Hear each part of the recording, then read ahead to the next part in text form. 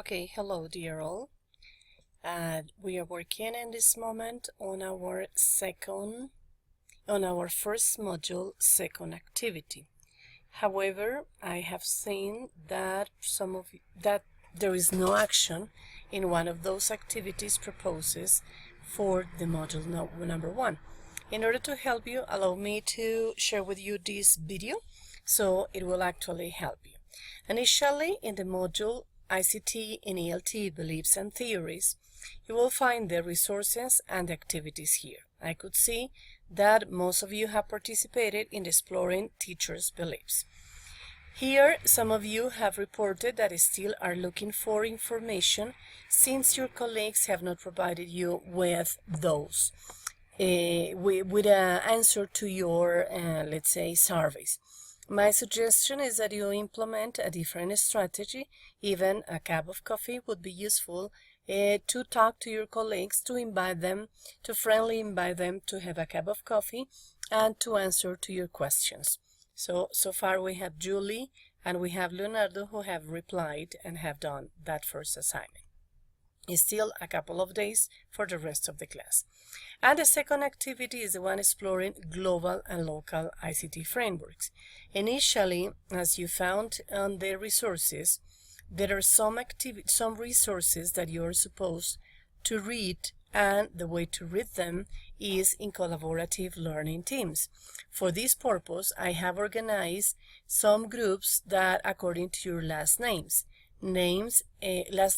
who finish in A, B, or C, or D, and begins, or whose first last name begins with letters F, G, L, P, or whose last name begins with letters S and B.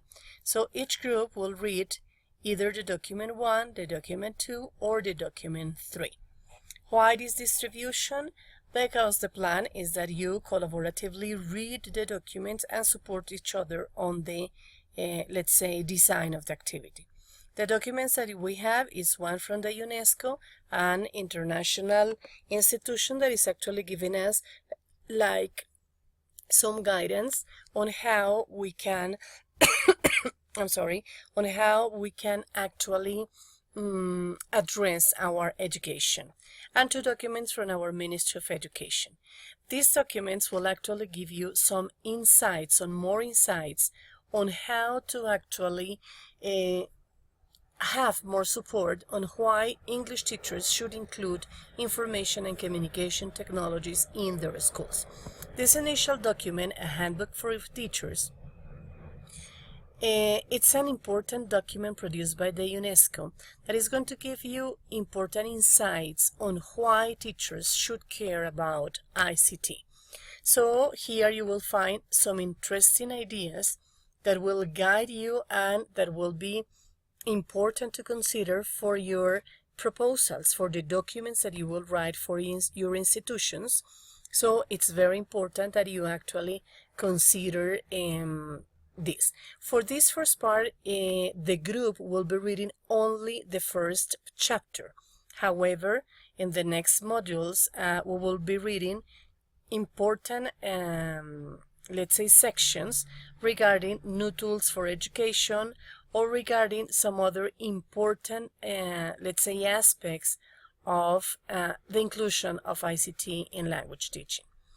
The next document is the document from the Ministry of Education, Orientaciones Generales para la Educación en Tecnología. Maybe as language teachers you are not very familiar with this document, Ser competente en tecnología, una necesidad para el desarrollo.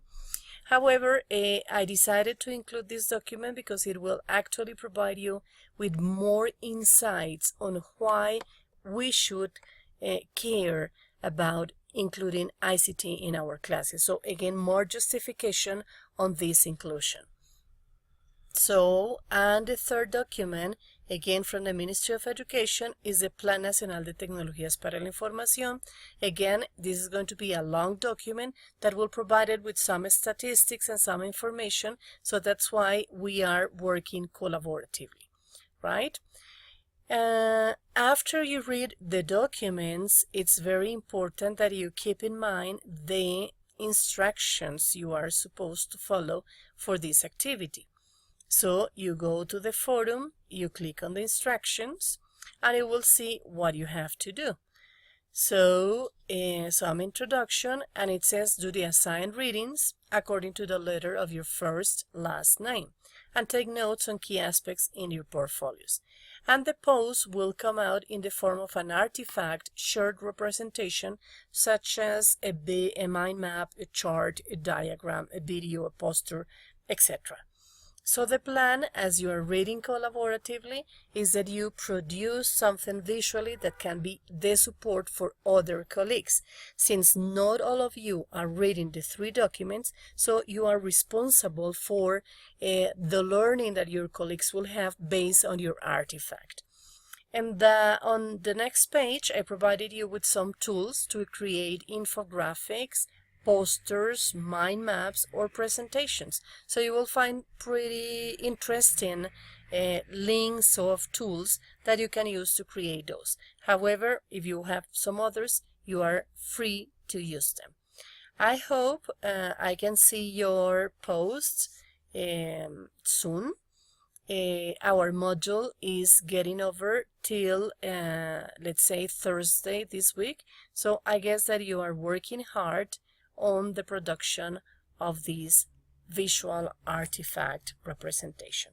In case of any question, do not hesitate to contact me via our homepage forums, the Frequently Asked Questions forum, and via the contact information that you also find on our homepage.